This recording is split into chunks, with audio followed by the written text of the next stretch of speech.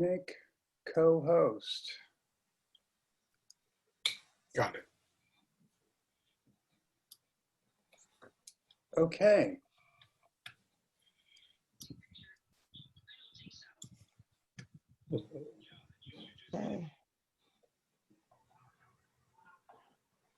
Okay.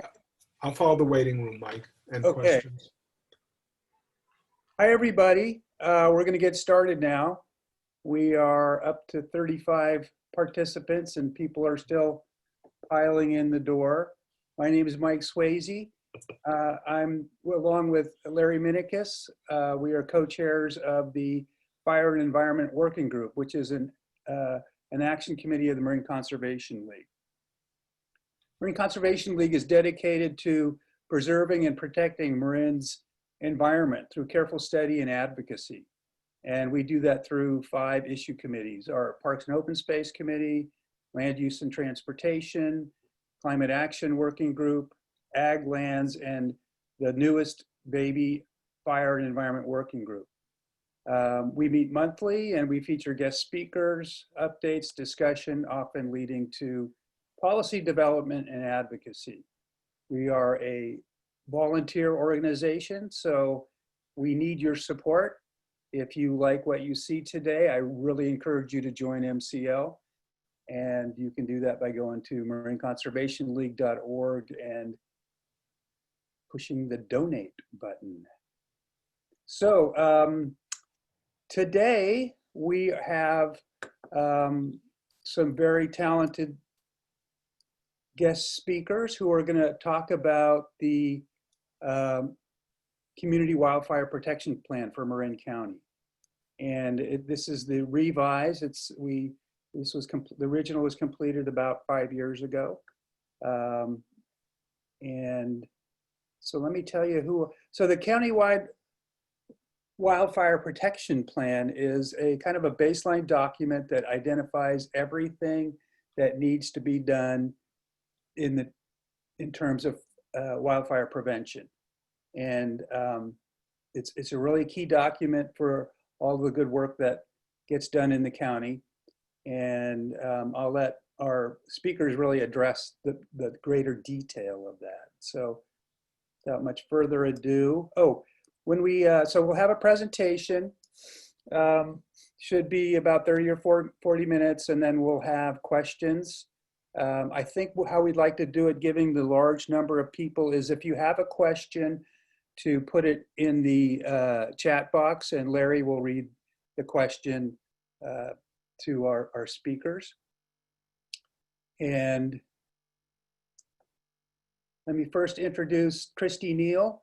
Christie had a storied career with the U.S. Forest Service and the Park Service, working in fire suppression and fuels management over 30 years, and finished her federal career as the Vegetation and Fuels Management Program. Oh, no, that's what she's doing now. She finished her career as the Deputy Regional Fire Management Officer, Fuels and Planning, and Deputy Operations position. She joined Marin County Fire in 2014 as a battalion chief in charge of vegetation management programs, and just does a whole world of work, plus is a Type 1 National Interagency Incident Management Team certified in operations, plans, and safety positions, and currently is a Type 1 Planning Section Chief, and she was busy this summer. Also presenting is Tami Lavezzo, who is representing Sonoma Technology, STI, the consulting firm that's been contracted to develop the CWPP. Tami's firm did the first pass, and so we're lucky to have her back. Tami's works primarily in project management, data analysis, emissions assessment, vegetation and fire behavior modeling, and air quality modeling. As I said, she did the 2016 CWPP for Marin County. She's a member of the Air and Waste Management Association, International Association of Wildland Fire, and American Bar Association. She earned a BS in chemistry from Sonoma State and an MBA in Finance and Economics from St. Mary's College. So with that, I'm going to give the floor to Tami, and she's got a presentation she's going to share with us. So take it away, Tami. All right, can everyone see that okay? All righty. So Tami and I are going to split this up. So I'll kick it off for the first 9 or 10 slides, and I guess Mike, this is kind of full circle. We started this process for the 2016 CWPP back in 2014 when we got the grant from CAL FIRE through Fire Safe Marin. So I guess I didn't think I'd be back here refreshing it, but it's certainly been a good opportunity, and it's been great to watch all the changes and the accomplishments and all the collaboration that's occurred over the years, and doing a lot of presentations about the CWPP. So I'll just start there, and Tami, you want to go to the next slide for me? Okay, so this is what Tami and I are going to talk about today. We'll go through a little bit of the project. We'll talk a little bit more in depth about what a community wildfire protection plan is, what the benefits are, some of the recent developments and accomplishments, as well as the required elements and key work products of a community wildfire protection plan. And then some of the 2020 activities and updates. We'll talk about the project schedule, and then there'll be lots of time for questions and discussions. So next slide. So here's a picture of our current CWPP. It was completed in 2016 and signed by the Board of Supervisors. Lots of collaboration, a lot of presentations throughout the county on the current plan. And really the refresh is really just a result of having a couple opportunities with some funding, as well as a lot of accomplishments have occurred over the last few years, and we'll talk a little bit more about that. But essentially, a couple years ago, I had gotten some money through CAL FIRE to maybe update some of the mapping so that the fire agencies could see some of the fire behavior a little more refined versus the coarse view that it looks like in the document right now. So we basically contracted with STI to do a little bit more work in making those maps available to fire agencies. And then after the Board of Supervisors lessons learned study, they gave the department a little bit more money to contribute to some additional improvements to the plan. And then probably the most recent is that the County of Marin got a FEMA grant to update the Marin County Hazard Mitigation Plan. And so this provided a really great opportunity for us to reach out and maybe hit on bringing all those changes together in one place. And then Tami suggested, we should refresh all the written part of the document. We'll talk more about that. But we really wanted to dive down into doing a better job of more of a parcel level assessment, so that we could take some of these coarser maps in the current plan and drill down a little closer to the parcel level and really look at structural ignitability and some of those more specific issues that we know are a big problem these days with structural loss. And then essentially we're reaching out to some of the stakeholders who worked with us on the plan in the beginning, and essentially it's a small group of folks working on this. And next slide.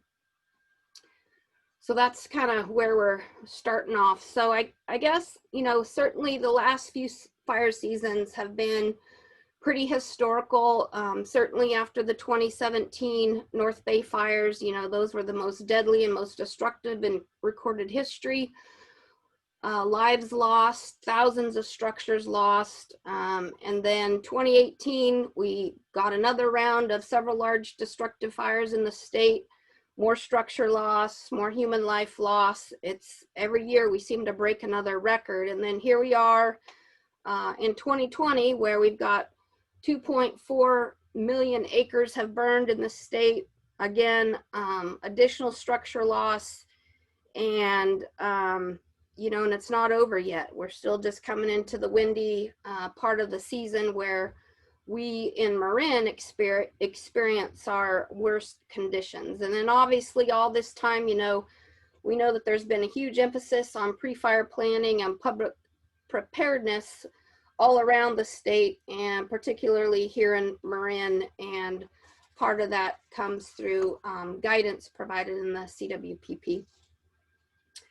So next slide. You know, why develop a community wildfire protection plan? Well, back in 2014, when we first started working on this, a big reason was we needed to have something in the county to help us collaborate and work together so that we're all working on the same sheet of music. We all have common goals, but we really needed it to be able to obtain state and federal grants. And so that was a big requirement and a big catalyst, I guess, for getting it going back in 2014.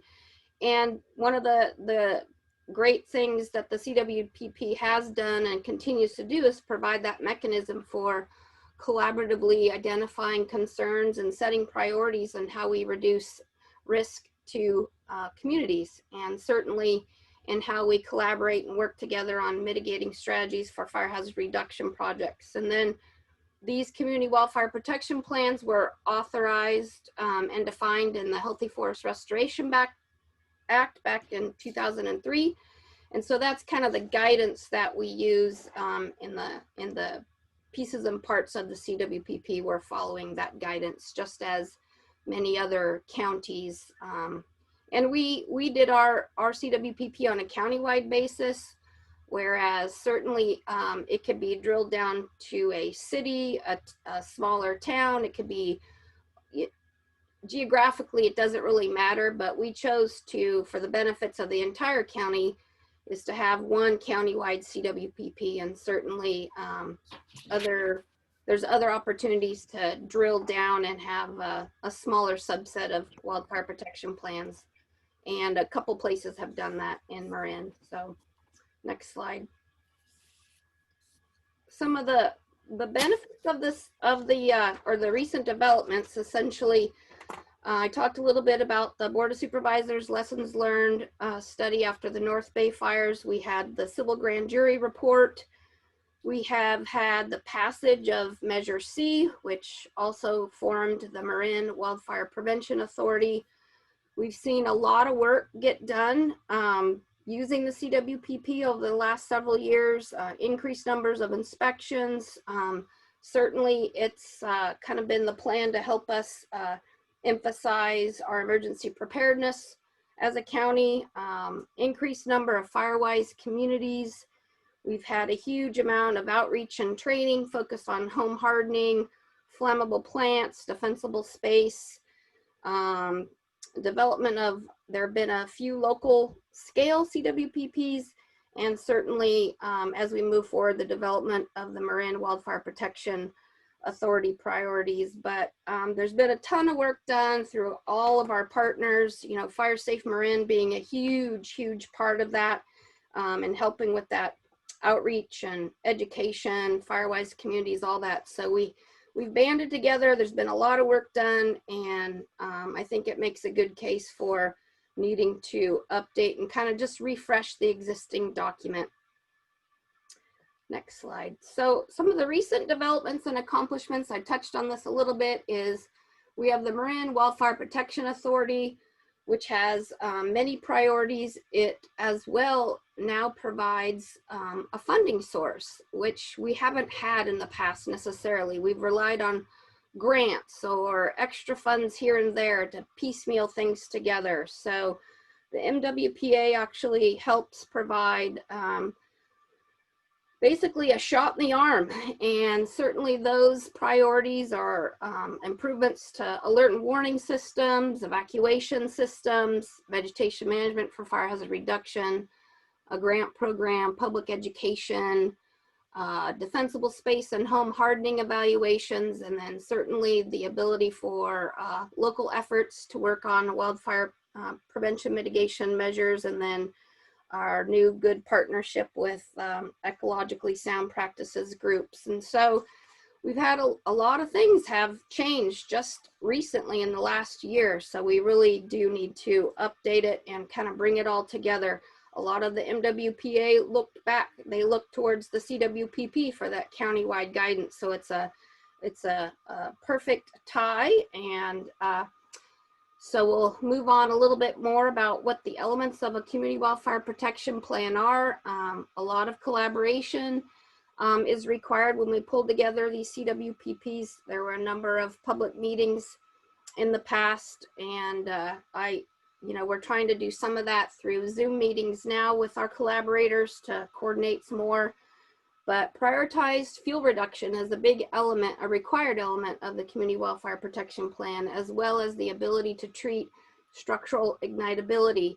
And probably if there was anything not as strong in our CWPP is structural ignitability. So, and I think we've learned a lot over the last numerous years, unfortunately, through a lot more structure loss, about things we need to focus on in terms of structural ignitability. So I think we're going to get a little closer to that with this refresh. All right, so Tammy's going to talk. I'm going to turn it over to Tami, and she's going to talk about the work products as part of this refresh project. Yeah, good afternoon, everyone. Thanks, Christie. So I'm going to give a high-level overview of some of the technical work products that we're working on as part of the CWPP. I'll try not to go too far into the weeds, no pun intended, but the key sort of work elements involved in doing the refresh are, as Christie mentioned, updating the sections of the document to reflect, new socioeconomic data. We have quite a few figures in there that talk about, the value of homes and the wildland urban interface and so forth. So we'll be updating, all of those sections. We're also going to be adding or enhancing a few sections based on feedback and input that we're getting from stakeholders. We will be updating the countywide fuels map, and I'll be talking more specifically about that in a second. And then, a key element to the CWPP is a science-based analysis and assessment to look at fire hazard. And the reason that we do that is because, as Christie mentioned, one of the other key elements of the CWPP is a list of prioritized fuel reduction. So when I say fuel, I'm talking about vegetation primarily. And so in order to, develop that list of projects and priority areas, we need to do some modeling and analysis. And so I'll talk a little bit about how we do that. And then, as Christie mentioned, sort of the final product, for lack of a better term, is really this list of priority projects. That can be, the benefit of having this list is it sets priorities across the county that can then be used for collaboration. And the list serves as kind of a unified working list that can be shared among stakeholders.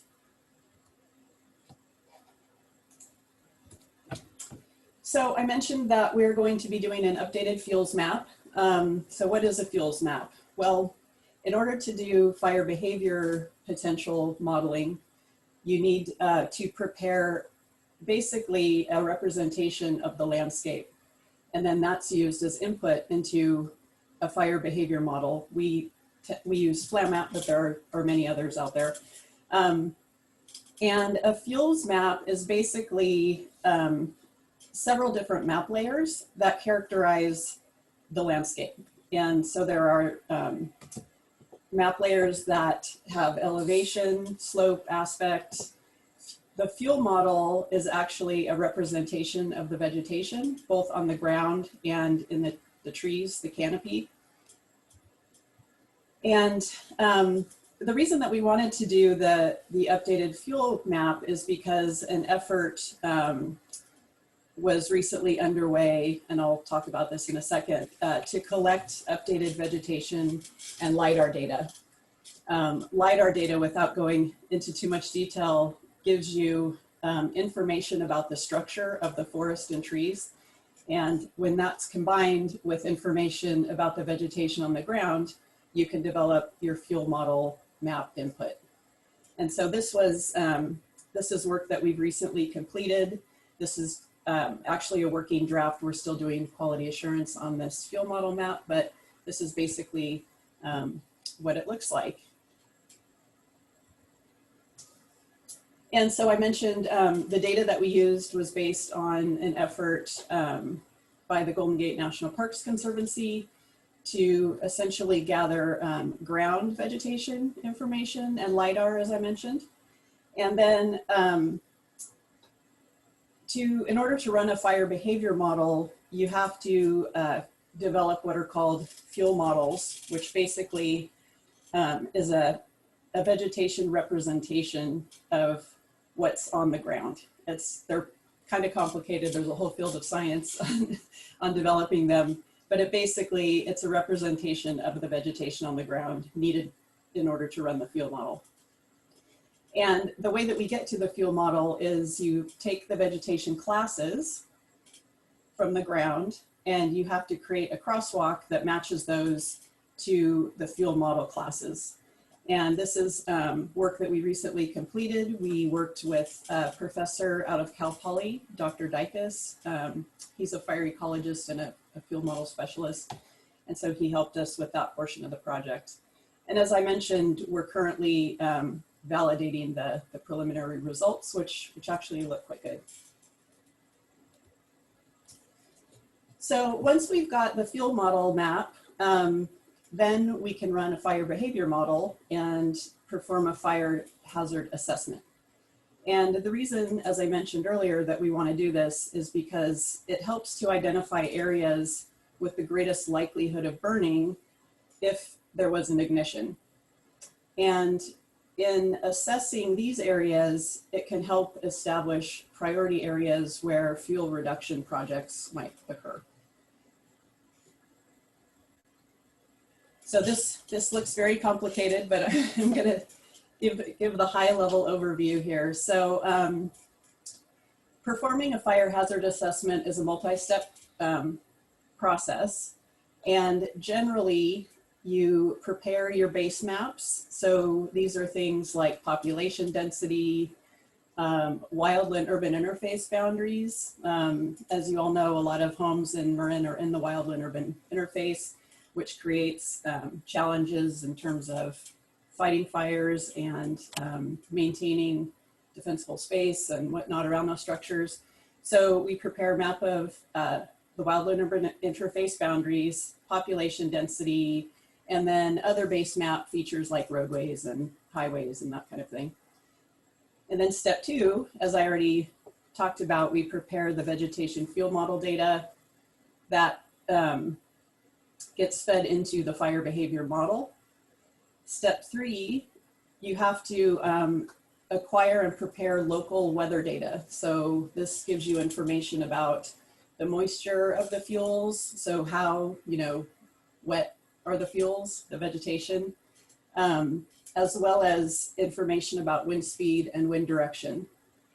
And when we do our fire behavior modeling, we typically want to model different scenarios. And so for the CWPP, we're actually modeling what we're calling an average fire season scenario, an extreme summer scenario, and a Diablo wind event. And the reason that the Diablo wind event modeling scenario is a new feature. We didn't include this scenario in the first CWPP, but we wanted to be able to look at what happens under these high easterly winds, offshore wind events, when we tend to see really extreme fire behavior. And then the last step is to run the fire behavior model for the different weather scenarios. And then we create a composite map, which combines the fire behavior potential with population density and the WUI boundaries. And then that allows us to be able to zoom in and look at different areas where we might think about treating the vegetation, because the fire behavior is predicting extreme fire behavior in those areas. And so this is an example for what we defined as the extreme scenario, extreme summer scenario. This is showing the final composite map. And I should mention that green does not equal good in this map. It just, relative to the other categories, the green areas represent moderate flame lengths. So flame length and rate of spread are two of the outputs from the fire behavior model. And they can tell you a lot about how difficult it would be to fight a fire. So for example, if you have very high flame lengths, very large flames, and a very rapidly moving fire, it's going to be more difficult to contain and control that fire. And so we wanted to look at, across the county, where are areas of moderate flame length, rate of spread, and population density, high, and then very high. And as I said, the scale is relative to each other. So just because you're in a green area doesn't mean that that is necessarily a safe area. It's just based on the way we've set up our model and displayed the outputs, those areas are green. But what you can see are areas that are red tend to be areas with high population density that are in locations that would be likely to experience high flame lengths and fast rates of spread. And so that's what this map is really depicting. And it's tough to see anything at this scale, but these maps are interactive, so you can really zoom in and look within a few meters. The spatial resolution on these maps is about 5 meters, which is pretty good. It allows you to do finer resolution community scale modeling. And then this is just showing an example of the Diablo wind scenario. So the weather conditions for this scenario are similar to what we would be experiencing during like a red flag warning, for example. And you can see that this is why those wind events are so bad. The fuel tends to be very dry. The humidity is low, and you've got high winds from the east, which are bringing warm air out to the ocean, as opposed to what we normally experience in Marin when we have the cooler air from the ocean coming on land. So the next thing that we wanted to look at for the refresh, as Christie mentioned, is really to incorporate an analysis to look at structure ignitability and how prone or susceptible parcels might be to fire under certain conditions. And so we've developed this analysis approach based on combining information about the structure. So the year that a home is built is important because older structures tend to be less fire resistant, and the building codes were different, many years ago, and did not include building codes for issues related to the WUI, living in the wildland urban interface. And so we combine information about the structure, the size of the structure, the total area and perimeter, and then we combine, we based on our fire behavior runs, we use the same fire behavior potentials combined with information about the structure and the susceptibility to fire, and create a parcel level sort of fire hazard rating. So this is showing example results for a project that we worked on in Novato with Novato Fire. And as you can see here, the map helps to highlight parcels that are more susceptible to fire. And you'll notice that in some areas, it might be because there's a lot of vegetation and fuel load. In other areas, it could be because of the age of the structure combined with the vegetation around it is making that a a more hazardous situation. And so when it comes down to looking at, really zooming in and looking at high resolution data and what mitigation strategies you might consider, this is helpful for that. I should add that this work, as I mentioned, we tested the concept in Novato, and we may be modifying some of the methodology slightly based on what we learned from the Novato experience. And over the last couple of years, there have been a lot of inspections that have been done on parcels in Marin, and we're considering how we might include some of that inspection data into the mapping to make an improved map product. And, of course, when you're doing any kind of modeling, validation is really important because models can't account for everything and they can't predict everything. So a big part of using the inspection data will be to validate our model results. So just in summary, high-level overview, there's several other activities going on in parallel with the technical work. As Christie mentioned, we're soliciting comments and feedback from stakeholders, so land management agencies, fire departments and agencies, Fire Safe Marin, of course. And we're currently developing, in parallel with the analyses, we're developing an updated project priority list, which Christie mentioned, and we're going to be collecting input to put into that list. Will be the final products of this CWPP refresh will be an online interactive county level and parcel maps. So all of the maps that I just showed examples of, we'll be posting those online so that you can drill in and look around in a more spatially resolved view. And then we'll also be adding, as I mentioned, updated sections to address specific issues, for example, invasive species, environmental considerations, climate, etc., based on feedback from our stakeholders. One of the big efforts also is looking back at all of the accomplishments and work that's been done over the last couple of years and making updates to the recommendation section of the CWPP. And, we obviously want to make those consistent and streamlined and in line with what the MWPA priorities are, as Christie talked about earlier. So we're currently, we're on kind of a quick timeline for the refresh. Through August up until now, we've been soliciting input. We've developed the field model data, and we've started doing the preliminary county level hazard assessments.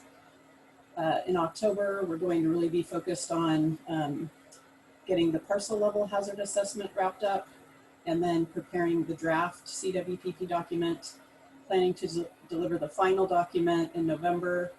And one of the things that's pretty neat about the refresh is we're going to be creating what's called a story map for the executive summary of the CWPP. And a story map, basically it's an online framework where you can include information, so text, images, maps, and it's all interactive. So the story map will end up being like an executive summary for the CWPP, and it will be all online. So with that, I know I went through some of the technical stuff kind of quickly. I'm happy to answer any questions. And I would just like to close with a couple things as well. So again, the Community Wildfire Protection Plan doesn't tell anybody what to do. It really is just setting some priorities. It's informing decision makers by land management agencies. It's not telling anybody what to do. It is just a guide. Every agency implementing any part of the CWPP has to follow their own applicable law, policy, rules, vegetation management plans, policy, all those kinds of things. So this isn't a policy setting document. It's basically, we all agree that it's basically, you know, giving us information about the status of vegetation, fire behavior with houses in the wildland based on fuels, weather, and topography. And so it's really an informational document, a guiding document. So I guess I can't iterate that enough that it's not telling anybody what they have to do. Certainly any land management agency already has a vegetation management plan. They have environmental requirements. They have applicable laws and policies for doing anything on their lands, and that all still applies. The CWPP doesn't do anything but inform. So just have to make that clear. Okay, well, I'll start going through the questions. Nancy Hughes, I think you already answered this, Tami, that it'll come out in November. How do we access these maps, these interactive maps? And I believe you said they'll become available in November? Yes, the current schedule is we will be completing those in November, and I'm not sure exactly how the link will get distributed, but they will be available online, probably through FireSafe Marin. Christie, I don't know, do you want to? Yeah, we'll refresh the document and it'll be posted just where it is right now on the firesafemarin.org website, and there'll be a link in there, and it'll be viewable just like the current document is right now. It'll just be a lot more user friendly with the online maps and the ability to drill down into parcels now, which we didn't have that with the current document. Great, thank you. And David Kessel is asking, how well did the model match the recent fire, the Woodward fire? So I wasn't here when that was burning, or at least the latter part of the burning. So we haven't validated based on what happened on the Woodward fire and see how it compared to what at least this scenario, some of the weather scenarios we modeled in the CWPP. So the Woodward fire, I would guess it would fall in something probably about our typical fire season day, or maybe at the more extreme hot, dry weather day. So we'd have to go back and take a look at what the fire spread and how that fire burned a little bit more closely. We haven't had time to do that. Great, thank you. And Laura Sharton is asking, how do riparian zones get addressed in this modeling? So basically, as Tami showed you, the fuels, which are vegetation, slope, and weather. And so riparian areas aren't called out any differently. It's really based on the slope, the fuel, the vegetation, and the weather scenario is how fire burns. And so when you look at a landscape map and you see some of those areas that came out as red, it means that they're going to have high flame lengths, higher rate of spread, and certainly difficulty in control if it's on steep slopes. Then you combine that with a north wind or a really hot, dry day like we're going to get here this week under red flag, northeast wind event. It's just the model burning the vegetation on the landscape. So riparian areas aren't called out any differently. It's just whatever the vegetation is on that slope combined with the weather and the resulting fire behavior. And I'm going to skip forward to a couple questions and then come back to them, only because it's on the same subject. Linda Noby is saying she's very interested in how riparian zones are addressed. So many residents ignore the creek facing side and allow them to become extreme fire risks. Also support the Parcel-Level fire hazard assessment in other towns based upon defensible space inspections. Then share these with towns and Firewise USA groups. So I don't know if there's really an answer you need to give there. No, I mean, it's certainly a good point. At a parcel level, you'll be able to see what could happen on your parcel as it relates to debris, you know, how much vegetation and fuel you have there and how it might burn. under these different weather scenarios. And so certainly a case for some level of mitigation would be helpful. And hopefully, certainly as we roll out the CWPP, that cities and towns and a variety of people would look at the data. Great. And another good question from Judy Schreibman. Are these maps being integrated with CAL FIRE? Certain ABAG fire assessments rely on CAL FIRE maps, which do not show this level of detail. That's correct. The statewide fire hazard severity map is a course-wide, statewide mapping tool. And there's some decisions that get made based on that statewide map, which is in the process of being updated. This does not combine with that. Certainly, we have more specific data to Marin, and so that's why we felt the need to do something on a countywide scale to look at Marin specifically.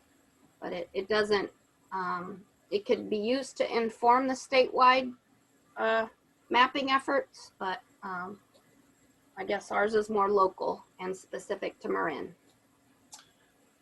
Great, thank you. And then Jack Leapster is asking a question, but this may be a question more for planning people. How does this data apply to permitting houses in a risk area?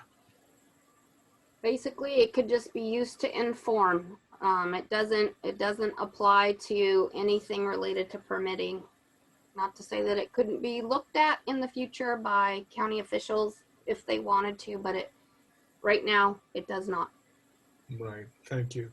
And Terry Thomas is asking if there could be an overlay of a sensitive species map over the hazard map. Well, Tami, what do you think? I mean, if we had county-wide data, that might be possible at this scale, but Yeah, technologically, it's completely possible. But the question is having the data. So if the data exists, it's pretty straightforward to overlay it. Yeah. Great. And David Kessel is asking, how does this augment the detailed study done for the SMFD work that was delivered several months ago? So Southern Marin did a community wildfire protection plan for their specific area using some of the, I don't know if they use the most current crosswalks and all of that. I don't believe this was done yet. So Yeah, they wouldn't have used this, the underlying data from this, because as Christie said, it hadn't been completed. Okay, thank you. And Eric Blantz is asking, parcel-level threat ratings will have enormous implications for insurance availability and rates. What is the plan for managing the flood of protests you'll receive when people find themselves uninsured or rates hike because they are red on the map? So we've had discussions before with insurance companies, and I specifically, a guy was in the presentation that I did about updating the mapping, and they have a variety of things that they look at.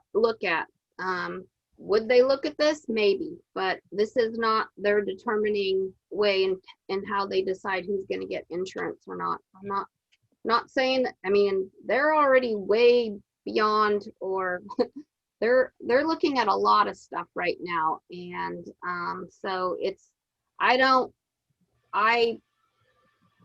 know that this is going to make or break someone's getting insurance, but I definitely can sympathize with the uncertainty that folks might feel with that. And this is why we're trying to do it, is so that we educate ourselves better and that we can get residents and everybody to do a better job of mitigating the hazards and doing some of those things like home hardening and defensible space. And hopefully we can work on collaborating projects to treat larger landscapes to protect communities and the natural and critical resources. And so I know there's a scare about that, but I mean, it's going to happen at some point. So. Thank you, Christie. And Judy Schreibman asked basically the same question, but I'll go to Jack Leapster's question next, which is, can land management agencies use the CWPP for its own permitting? I'm not sure I could answer that question. Right. Land management agency should probably ask that. I don't understand what kind of permitting you might be referencing, but Right. they can use the information however however it fits in their law and policy and their guidelines for their agency. Thank you, Christie. And Bell Call's asking, how do work plans for MWPA districts relate to the CWPP plan? So right now, Bill, what was said in the development of the MWPA was that we had some prioritized project lists in the CWPP. So it's the same. Basically, we're updating the countywide project list. That could be implementation, it could be planning, and it'll be prioritized based on the fire behavior and structural ignitability by parcel potentially.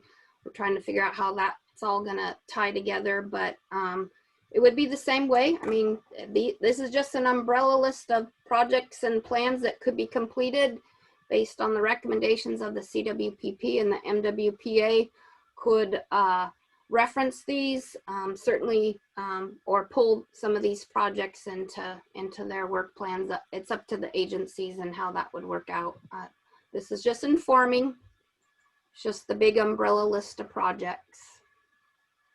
Thank you, Christine. And Guaita Mazzetti is stating the CAL FIRE risk map is outdated and the new one isn't ready yet. Which set of assumptions did you use and from what year? I guess that's, I think the assumptions, the weather, Tami showed the slide of the weather. We used the vegetation that we showed a map of. So I guess I'm not sure what additional assumptions you're asking about, but certainly you could give myself or Tami a call afterwards if there's something specific. And correct, the statewide fire hazard severity zone map is not complete yet. They're doing a gigantic revamp that's taking a couple years. And so there'll be lots of questions, I'm sure, once we see that as well. Thank you. And Bill Carney is asking about carbon sequestration. Could we derive from these maps a carbon sequestration resource assessment of existing and potential sequestration? What do you think, Tami? Certainly, there's a burn rate. Yeah, I think you know, the underlying vegetation data could be used for that purpose. The vegetation information that goes into the fire behavior model that we are running wouldn't really be ideal for that application because it takes the vegetation on the ground and groups it into what are called field models that then the fire behavior model determines how those burn. But I wouldn't see a reason why you couldn't use the underlying vegetation data that was recently collected for that. And Jack Leapster's back. He's asking, and I think you showed a slide of this. Who are the collaborators you referred to? Thank you.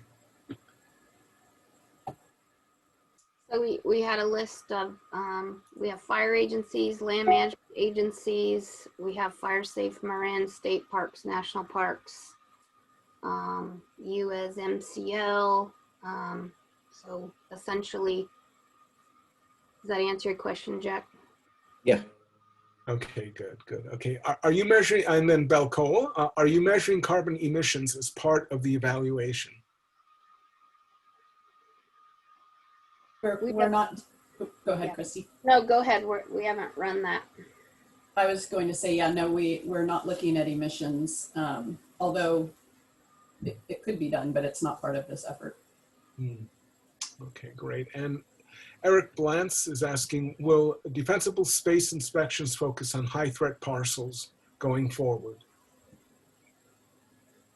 Again, this is a a tool that could inform some of those decisions. Certainly that could help with setting priorities, but my guess is that the fire districts and fire departments will have priorities for their jurisdictional areas. And I want to acknowledge Christian Shannon's question, but you already addressed this, which is the potential impacts on insurance coverage and rates. So I'll move on to Nona Dennis for a riparian question. Vegetation moisture should be a factor. Too simplistic to assess hazards solely on the basis of slope. Aspect could also alter vegetative moisture, hence hazard assessment. I think she's more making a comment than asking a question there. So we are using slope. We do use weather. That was one of the slides that came up, the percent fuel moisture, relative humidity, wind speed, all those were collected from our own Marin County weather station. So all that fed the fire behavior model. So. And Linda Novi is asking again about riparian areas and if inspectors are drawing homeowners' attention to that condition that she had discussed earlier or brought forward earlier. So the defensible space evaluations are addressing, they start at the home and work out. And so home hardening, defensible space of vegetation and flammable items around the house. And if it falls within the evaluation area there, then they certainly may be able to address, I think she had questions about riparian and some of those zones where they had high live and dead vegetation, I think. Okay. So if it's part of that 100-foot zone and is on that person's property and there's some discussions, there's certainly, they can address it. You can also call your local fire agency and they can give you a very specific assessment of your situation as needed. Very good. Thank you, Christie. And Paul Minault is concerned. How can you assess every parcel in the county in a month or so? Won't this result in a tremendous uproar from parcel owners with high hazard ratings and their neighbors? Well, I think all we did with this is a modeling effort to look at the threats to each parcel, some way to get it down to a little coarser or a little finer scale. So I don't believe that we're going to be inspecting every parcel in the county in a couple months. It would not be possible in person. Right. And Jack Leapster is back with, is there presently a guide for home hardening that is locally focused? Yes, FireSafe Marin's website has everything you need to know about home hardening and more. And Christian Shannon is asking, how do individual property owners fix mistakes in classifications? She's anticipating mistakes in classifications, I guess. Well, I guess we'll have to figure out, it's based on vegetation, the crosswalk, and potential fire behavior. So if Tami, if you could talk about the detail of the vegetation mapping, the LiDAR data, and a variety of newest. Yeah, it wasn't clear if the question was geared toward misclassification of the parcel ratings or the other hazard mapping. But I guess I would say that, the one thing we do before we run the fire behavior model is we try and do some validation on the vegetation data layer so that we make sure that we get that right, because that's probably one of the larger sources of error in the model if you're using the wrong fuel models. So we do quite a bit of quality assurance and quality control steps to make sure we get that right. If the question was about the parcel ratings, then, I guess I would say, and Christie can help answer this one, that the rating is really intended to be used as sort of a baseline. But as I mentioned when I was speaking earlier, the model can't account for everything. And so you will have cases where the rating might not exactly match what's happening on the ground. And that can happen for a number of reasons. One is if a whole bunch of vegetation clearance was done, then that wouldn't be represented in the model output because the model output represents a snapshot in time. So any changes in vegetation that have happened since the rating was developed would, could change what's actually observed on the ground. Oh, thank you, Tami. And Judy Schredman is actually making a comment rather than a question here. One of the issues driving the riparian protection questions is that homeowners do not recognize the importance of riparian areas for wildlife and for groundwater infiltration. She agrees with Nona Dennis. We think that riparian areas do need additional protection and calling out by the fire maps. And I'll leave it as a comment, and if you want to respond, feel free, but I'll move on to James Bill otherwise. And as we are learning about the importance of carbon sequestering in soils on ag lands and soil health in general relative to climate change, we're being told to both cut down and rake grasses and undergrowth in our forests near our houses, which is leaving the soil barren without new mulch. Won't this degrade the health of the soil and associated forest areas, potentially killing the trees, killing the soil? Would there be a way to create healthy soil and forests in alignment with protecting structures against wildfire? Quite a question there. Yeah, so I guess I would just go back to the defensible space element of it. We're really trying to get residents to focus on the first 5 feet as being the most important things that they can do to harden their structure so they're not so vulnerable to the ember cast. I don't believe any of our recommendations are in conflict with soil erosion because that's not the intent. So we want to ensure that there's adequate ground cover to protect the soil and minimize any erosion potential, and so they should not be in conflict. There are a couple places where if you have a propane tank, we need that scraped around to soil so that there's no flammables that could heat up that propane tank. And then certainly good cleanup around your wood piles and that they're away from the house. And so, and then anything we can do to minimize the amount of dead and down material. That's a lot of the focus of the defensible space law is the dead. Well maintained, well pruned, well kept. Live vegetation is totally appropriate. Certainly we have a handful of very flammable plants, and it's really about placement of the plants. Is everything in the right place and the right density and well maintained? And so there's lots of information on how to do that on Fire Safe Marin's websites and YouTube's about how to landscape and pick the right plants for the right places. So I hope people don't think we're in conflict, because I don't believe we are. Just sometimes the communication and education about it. And I haven't heard anyone suggesting that we rake the undergrowth in our forests. You've heard one. Well, I'm talking locally. I won't even go to that one. And then Bell Cole is asking, what are the major, in quotes, refreshing actions emerging from this comprehensive evaluation?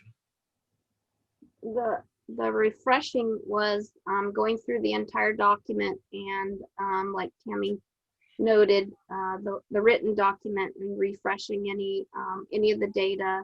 Certainly we're refreshing the fire behavior analysis part of this, as well as the vegetation mapping and modeling. So a good chunk of it will have be refreshed, updated, and then certainly the project list.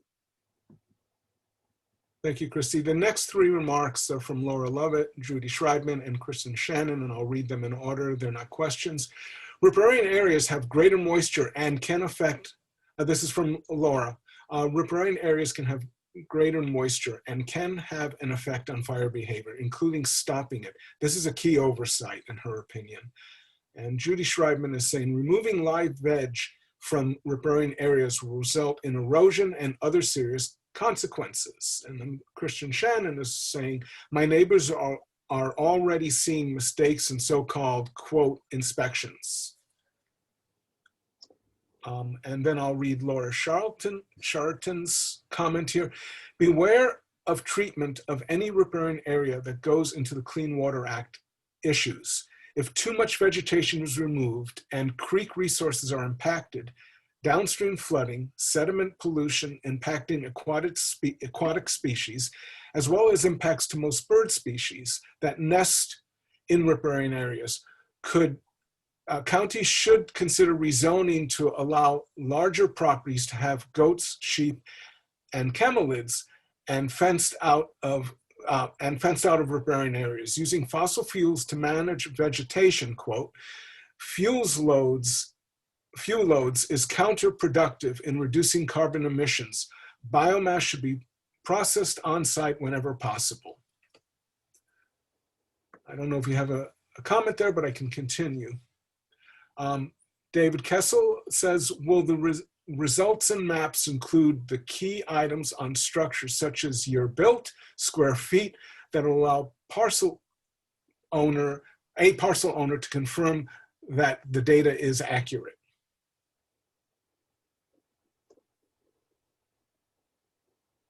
I think our parcel, Tami, are definitely a couple of those are included in the parcel data. Now, the ability to have the parcel owner confirm whether, I mean, I'm sure if certain work maybe wasn't permitted by the county or some of the county records weren't updated, that you replaced your roof or you changed your siding or you got different windows, that kind of thing. I'm not sure that I don't know the details of being able to keep up with all that. Okay, thank you, Christie. And from David Kessel, will the models indicate when the LiDAR scan was done to determine vegetation? So April.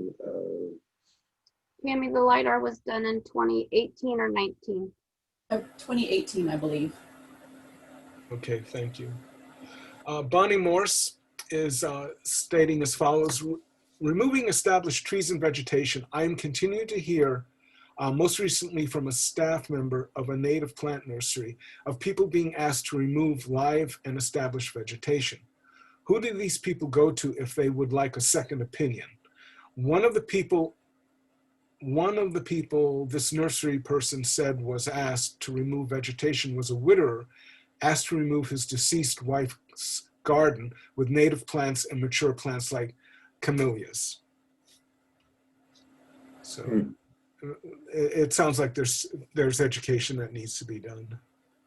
Yeah, if you need some assistance, please call the jurisdictional fire agency and they can send someone out to take a look at your property. No, thank you, Christie. And the last comment at the moment is from James Bill. And my experience with the fire hazard surveyors who came to our house was that they did not talk about the building, which in our case is surrounded by deck, which he calls kindling, not permanent. But they did say that the 30-foot area needed to be raked on our hillside. That really surprised him. And Nona, you had your hand up earlier, but you put your hand down. So I assume your question got answered. And that's the end of the questions, unless anyone else had anything that they would like to add at this point. It looks like we're good. Hey, Larry, Yes, sir. you skipped my question. Oh, where? Well, of course I did, Mike. Of course I would have. They were popping up and then it was jumping and I was losing. Where the heck is your question? Go ahead and ask it. I'm suddenly Finally, I get to needle you back. Okay, so My question is how we had these horrific fires that were super wind driven, and we saw all kinds of house ignitions from these ember showers. So is that kind of experience reflected in the new plan in some fashion? Well, I think, I mean, the fire behavior is being updated. And so we are not able to model houses being on fire and sending embers onto the neighbor's house, to the neighbor's house, to the neighbor's house. So again, probably the biggest thing related to this is that trying to understand the vulnerability of your structure to fire, and implementing things like we've talked about with home hardening, roofs, siding, defensible space, flammable plants, and flammable combustible items near your house are the biggest thing. It's about the ember shower. It's not the big flaming front, and just trying to prepare yourselves for that kind of fire behavior. And the kind of fire behavior that I've seen in my 37 fire seasons, the last 10 years has been extreme, over the top. And there's a lot of, you know, I've never seen the kind of fire behavior in my career as I've seen the last several years. And I don't think it's going to get any better. It's getting worse. And these large fires are destroying everything in its path, riparian zones included. And so the work that we can do to try to mitigate the potential and the extreme fire effects that we're seeing across this state, across the West, is things we need to do. And it's the fire behavior that we're seeing these days is incredible. I mean, nothing is, everything's burning. And so we just need to pay attention and do the best we can so that when the fire front does pass, that there'll be something left. And that's the purpose of defensible space, is to help mitigate some of that so that we have something left after the flaming front passes. Your house, your landscaping, your riparian zone, whatever it is, your shed, your car, all those things. And so I just can't emphasize enough that anything that we can do up front to mitigate so that the result is not moonscape when the flaming front passes. And I don't know, Yeah. we're challenged as we move forward. And we have a couple more questions that got generated here. Jay Murdoch, I think this was just answered, but these maps are fascinating. But how have actual fires correlated, or how are actual fires correlating to them? How much faith can we place on map boundaries? So fortunately, we have not had a very large fire other than this year with the Woodward fire in Marin since the Vision fire. And so it's hard for us to calibrate that, but certainly our neighbors to the north of us in Sonoma County, they have similar vegetation types as us, similar weather patterns, and we've seen what's happened there. I don't, you know, it is a model, and we're just we're using the best science that we have. This is the kind of fire behavior modeling that we use on incidents. And so we're using the best technology, and we're going to use that to inform our decisions. And it is a model. And, but I'll tell you, the last couple of years, some of the modeling hasn't even kept up with the fire behavior because we have seen such extreme conditions. And so we're doing the best we can with the tools that we have. Thank you, Christie, for that answer. And David Kessel was asking for a clarification. On the one hand, you include structure type and size, but on the other hand, you say, don't model the incendiary force of those structures in spreading fire. Yeah, the models can't model the ember cast coming off of the house. So that's a huge glitch that we've been asking for years. Someone developed that kind of model where we can model structure fires and how they spread to other structures and across the landscape, how they contribute. Unfortunately, we don't have that technology yet. Very good. And Laura Sharton is asking, we used to have controlled burns on panoramic. Could they be brought back? Absolutely, they could. We have to have willing players and people who support it and want to do it, a funding source, a landowner, a land management agency that supports that. Certainly we can. Great. And finally, Jack Leapster and Bruce Goins are expressing gratitude. Bruce says, well done, Christie and Tami. I look forward to your results. And with that, unless anyone has any other questions, I will close this section.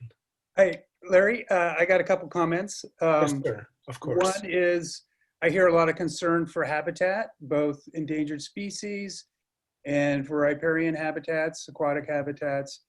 And I just want to note that the CWPP is not an implementation plan, that when work gets done on public lands and on private lands, there's a lead agency that has to accomplish CEQA, and that's where those environmental impacts of any vegetation management activities are addressed, and that's where the mitigations happen. So there are built-in protections for habitats, especially for riparian areas there. And then I just want to follow up on what Christie says. You know, we're hearing a lot from folks that, is this the new normal? And I think actually that's not the right question, because the expectation is that because we haven't caught up with our releasing carbon into the atmosphere, we haven't reduced that. We're still going to see increased impacts. We're going to see, the predictions are, even in 2018, the state's climate report said we're going to see increased fire size, fire intensity, acres burned over the next couple of decades. So, so we need to do everything we can possible to protect ourselves and make ourselves safe. But also we need to reduce our carbon footprint. That's a personal choice, and that's an agency, a local, state, national, and federal action that needs to happen. So I think you all support me in that that area. Good afternoon, Susan. It's Kaiser Gastroenterology returning your phone. Thank you, Mike. Take that call. Back to you. Mike, it's back to you. You're on mute. Do you want to close it out? You're still on mute. That was the doctor's office calling. So so, okay. So I want to thank our speakers, Christie and Tami. That was a ton of questions, and I really appreciate you guys taking the time to come and present to us. And like I said, we'll be sharing this recording on our website so others may be able to see it. And if you could share your PowerPoint with us, we could make that available as well. Bravo, nice job, and thank you for coming. And one of our best turnouts too. Thank you all.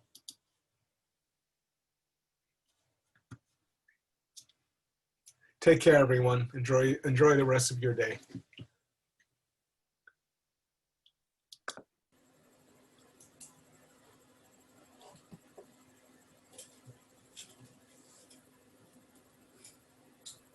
That was good, Mike. Went well. I'm sorry I missed your question. I saw Marin Conservation League to everyone, so I didn't read it as a question. I thought it was a remark to everyone. I had to change my name. That's why I didn't pick up on it. Conservation League. Yeah, that's why I didn't pick up on it. I looked back, I said, oh, that's why I missed it. Oh, well, it's apropos that I would have missed yours, of course. I was so happy to be able to tease you about it. I know you were. Okay, on that, I'll say good evening. I lead the league in talking while my mute button is on. And Yeah, Yep. Uh, okay. And poor Belle was falling asleep. I don't know if you noticed. Yeah. Oh, yeah. We'll cut that out of the. Well, she's up so late. You know, she writes us at 12:46 in the morning. And she's always going. Okay, all. See you later. All right. Bye now. Bye.